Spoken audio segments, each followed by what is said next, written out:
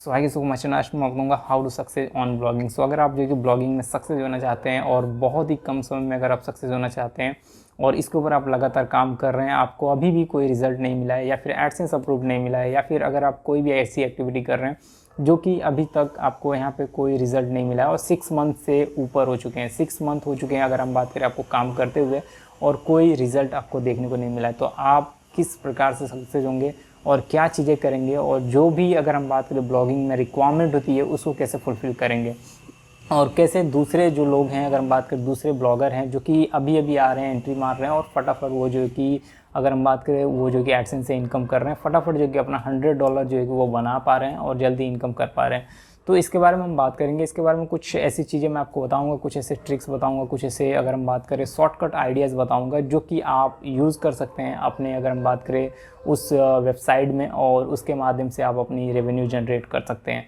देखिए यहाँ पे 2 क्राइटेरिया है। अगर आप एक बिगिनर हैं और आपको नॉलेज ही नहीं है, आइडिया ही नहीं है और इसके ऊपर आप लगातार काम कर रहे हैं, आप लगातार काम करने की कोशिश कर रहे हैं, तो यहाँ पे मैं आपको बता दूँ सबसे पहले आप एक काम करिए। आपको सबसे पहला टिप्स मैं आपको बता रहा हूँ कि सबसे पहले आप सीखना शुरू करिए। आपको उसके ऊपर काम नहीं करना है, उसके ऊपर काम को स्टॉप करना है और उसके साथ साथ मैं आपको बता रहा हूँ सीखना है।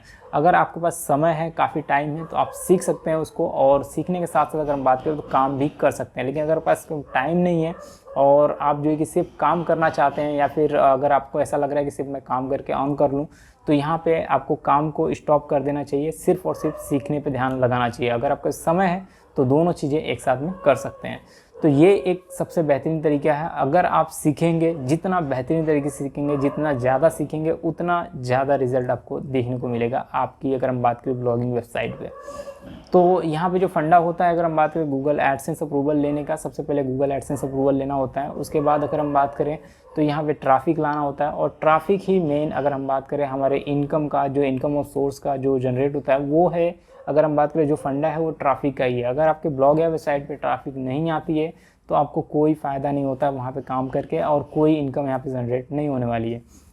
कुछ लोग क्या करते हैं कि एफिलिएट मार्केटिंग का इस्तेमाल करते हैं। कुछ लोग जो कि वहाँ पे एडसेंस अप्रूवल नहीं कराते हैं, और या फिर एडसेंस अप्रूवल न मिलने की वजह से जो कि एफिलिएट मार्केटिंग में अपनी वेबसाइट को कन्वर्ट कर देते हैं, जिससे फ़ायदा उठाने की कोशिश करते हैं। लेकिन वहाँ पे भी क्राइटेरिया यही है कि एफिलिएट मार्केटिंग की वेबसाइट पे भी आपको ट्रैफिक लाना अनिवार्य है। अगर आप अपनी वेबसाइट पे ट्रैफिक नहीं लाएंगे तो आपको जो सेल्स है वो जनरेट नहीं होने वाली, मैक्सिमम सेल्स आपको नहीं मिलने वाली। ये चीज़ें आपको मैं क्लियर कर देता हूँ। तो यहाँ पे आपको करना क्या है, आपको करना ये है कि आप सबसे पहले, चाहे वो एफिलिएट की वेबसाइट हो, चाहे वो एक सिंपल सा ब्लॉग हो, कौन सा भी, अगर हम बात करें एक वेबसाइट है, किसी भी प्रकार की वेबसाइट है, तो उसके ऊपर आपको सबसे पहले क्या करना है कि आपको उसके ऊपर काम करना है, एकदम रियल तरीके से काम करना है। अगर आपको नहीं आता तो सीखिए, सबसे पहले सीखिए। मैं आपको फिर से एक बार बोल रहा हूँ, अगर आपको नहीं आता, बिल्कुल ही नहीं आता, ब्लॉगिंग के बारे में बिल्कुल ही आइडिया नहीं है, तो सबसे पहले सीख लीजिए, जितना हो सकता है उतना सीख लीजिए। उसके बाद आप उसके ऊपर काम करिए। जब उसके ऊपर आप काम करते हैं तो सबसे पहले आप ट्राई करिए कि गूगल का एडसेंस अप्रूवल मिल जाए। अगर एक बार आपको गूगल का एडसेंस अप्रूवल मिल जाता है तो आप इजी तरीके से जो है कि आप एफिलिएट वेबसाइट चालू करना चाहते हैं तो एफिलिएट का चालू कर सकते हैं। आप जो कि 1 पेज वेबसाइट चालू करना चाहते हैं तो वो भी चालू कर सकते हैं। आप जिस भी तरह की वेबसाइट में उस डोमेन को कन्वर्ट करना चाहते हैं या फिर उसके जरिए इनकम करना चाहते हैं, उस तरह की वेबसाइट में उसे कन्वर्ट किया जा सकता है। लेकिन ज़रूरी है कि पहले एडसेंस के लिए अप्लाई किया जाए। तो ये एडसेंस क्यों परेशान करता है, क्यों एडसेंस अप्रूवल बहुत सारे लोग को नहीं मिलता है? तो देखिए क्या करते हैं, बहुत सारे लोग स्टार्टिंग में ही ये सोच लेते हैं, क्योंकि वो बिगिनर होते हैं, उनको आइडिया ही नहीं होता है करना क्या है।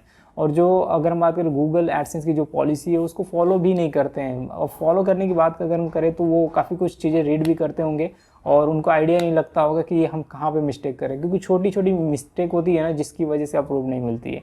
छोटी सी मिस्टेक आपने की है तो उसकी वजह से अगर हम बात करें बार बार एरर आता है।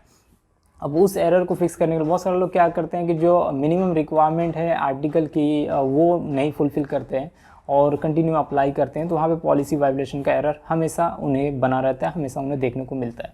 तो आपको ये सारी गलती नहीं करनी है, आपको मैक्सिमम आर्टिकल लिख लेना है। देखिए मैक्सिमम आर्टिकल का मतलब ये है कि आप अगर आप 10 आर्टिकल लिखें, बहुत सारे लोग 8 आर्टिकल पे भी अप्रूव करा लेते हैं। ऐसा कुछ नहीं है कि यहाँ पे जो कि आप 15 आर्टिकल लिखें, 20 आर्टिकल। यहाँ पे अगर आपके पास 8 आर्टिकल है, 8 या 9 आर्टिकल आपने लिखा है, लेकिन वही आर्टिकल जो है कि यहाँ पे 1000 वर्ड के प्लस की आर्टिकल है, अगर 8 ही आर्टिकल है तो अप्रूव्ड मिलती है। मैंने जो एक्सपीरियंस किया है, मैंने जैसे अप्रूव कराया है जहाँ तक मुझे पता है वो मैं आपको बता रहा हूँ कि 8 आर्टिकल 7 आर्टिकल भी रहेंगे जब भी आपकी वेबसाइट आपकी ब्लॉग जो कि अप्रूव्ड होगी।